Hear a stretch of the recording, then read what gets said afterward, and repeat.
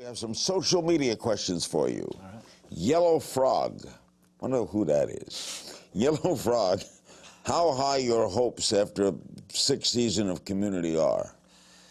So I think, a few seasons ago, one of the lines that Abeds said in an episode when we were talking about the show called The Cape, I said, 6 seasons in a movie! And that became this rallying cry for our fan base. When I said that, at the time, I was like, our show will never get to 6 seasons in a movie. Will it? Now, Maybe. I think it could happen, yeah. Davey Howe tweets, how will Troy's departure affect Abed? Well, I think it forced him to face, I guess, some of his social anxiety and realize that he can actually connect with other people. I think this season you've already seen him connect with a girl, Brie Larson, who's amazing, and you started to see him engage in other ways. So I think it's forcing him to put himself out there, which is a good thing.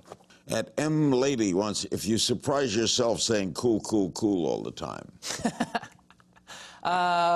I'm very aware of it now, but people all the time will say that to me. So at airports, I had a guy recently, check my ID at the airport and said, cool, cool, cool, cool. And he looked at me, and I was like, thank you. At Jizz to Be wants to know if there's a story behind you mentioning how you broke your nose while taping Community this season. I did break my nose this year. It happened in the episode that aired where I had a conversation with Jonathan Banks. I was trail running by the Rose Bowl, and I just biffed on my face. And I should have used my hands, lesson learned. When I went to the plastic surgeon, everyone thought that I was just going there for a nose job, and I had to convince them that, no, I'm here because I fell. What kind of father are you? Weird. Have 2 children? I do. I have 2 children. They're 2 years old, twin, boy and a girl. They're amazing. Twins, oh.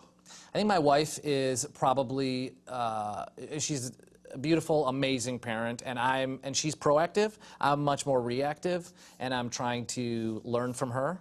Are they very different, the two? Very different. Yeah, it's amazing. Yeah. Jizz to Be also wants to know what's next for you as a filmmaker.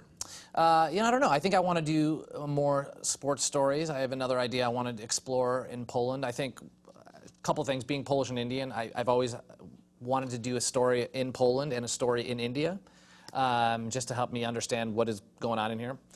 But I think this experience working on Untucked really got me excited about working on it again, because it was challenging but super fun, telling stories that I might not be able to tell as an actor. Andrea KC wants to know your favorite films and how they influence your career. I mean, my favorite film of all time that I think is the one I think about the most is Monty Python and the Search for the Holy Grail.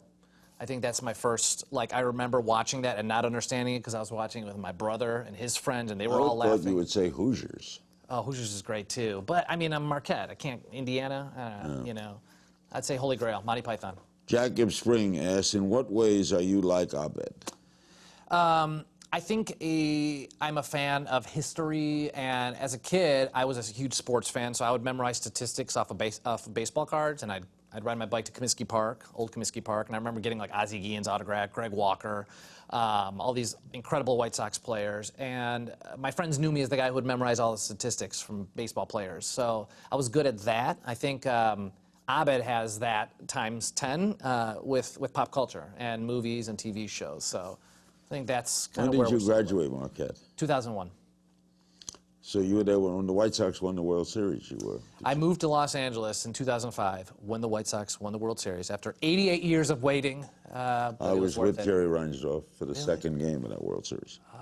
At Political Glutto says, Community has such a devoted fan base. Why do you think that is?